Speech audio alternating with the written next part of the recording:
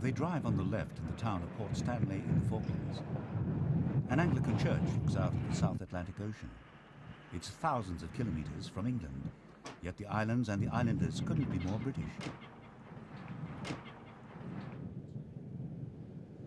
The windswept land of stark beauty attracts thousands of seabirds. The rugged, forbidding coastline is home to 1 million penguins and was long known as a birdwatcher's paradise. If it hadn't been for the war 20 years ago, no one else would have even heard of the islands. Some of the Falklanders are descendants of pirates and shipwrecked sailors, brought to these shores by the relentless storms of Cape Horn. More recent immigrants have blown in from Britain, but all are fiercely patriotic. One of the many darts competitions held throughout the year is heating up in Port Stanley's town hall. A quintessentially British game played by people with clipped English accents. It's difficult to distinguish the hall from a pub in the United Kingdom. British beer on tap is the only thing missing. The population of the Falklands is about 2,400 and nearly entirely of British heritage. Well, my hopes for the Falklands basically is to stay British. If Argentina would be willing to drop their sovereignty claim, then we would welcome them here with open arms. But we really want to stay British. We're keen on the Queen and country, and we just want to stay British. The foggy hills outside Port Stanley saw some of the fiercest fighting of the war. Old Argentinian mortars, stark reminders of Argentina's invasion and the war that lasted only 74 days but proved deadly for both sides.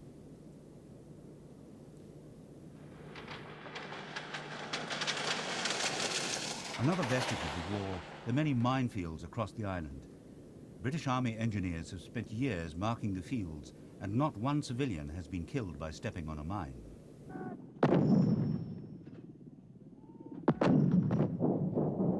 Argentina invaded in April 1982, claiming the islands as historically theirs. The South Americans expected an easy romp, but the British surprised Argentina. They fought back, sending military hardware and forces across nearly 12,000 kilometres of open ocean to secure the islands. Although the war lasted less than 3 months, the toll was heavy. 655 Argentinian troops and 236 British troops were killed. In Port Stanley, they're rushing to fix up the 1982 memorial in time for Liberation Day on June the 14th. Most of the islanders prefer to look to the future rather than remember an unpleasant past. It was at Goose Green where the greatest battle was fought.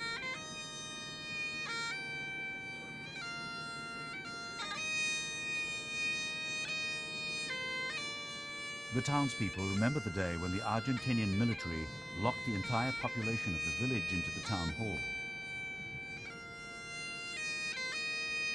More than 100 people were held hostage for 29 days. But since the war, Argentina's fortunes have fallen, and they now face a collapsed economy and political turmoil.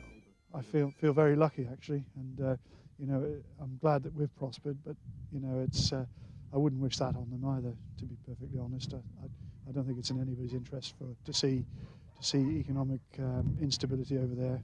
No, I think what really worries me is there'll be another military coup and we could be back to square one. Sheep were the mainstay of the economy in the Falklands at the time war broke out. When wool prices tumbled, many farmers were ruined and the economy was in tatters. Since then, islanders have reduced their economic dependence on sheep and the wool market that let them down. But those are days that islanders look back on with some gloom. I recalled recently in public a former councillor who said these were the days when he was without hope for the future of the islands. It was bleak, there seemed to be no prospects, the economic situation was bad, and the situation now is transformed economically, and the whole social situation here is very different. These Spanish trawlers in Port Stanley's harbour are a sign of the island's now booming economy. Inside these boxes, thousands of dollars worth of frozen squid. 2 unusual types of squid were discovered in the waters around the islands just after the war. The net lifts boxes of ilex squid, a delicacy across the Far East. There's also the lolligo squid, served as calamari and tapas bars across Europe. Fishing filled the void left by the moribund wool business and gave the islanders a much-needed boost. The Falklands have grown rich by selling fishing licenses to European and Asian fisheries.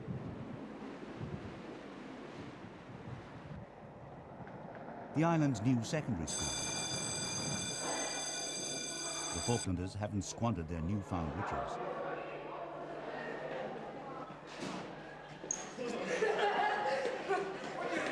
The younger generation is much better educated than previous students, and funding to go to university abroad is available to all.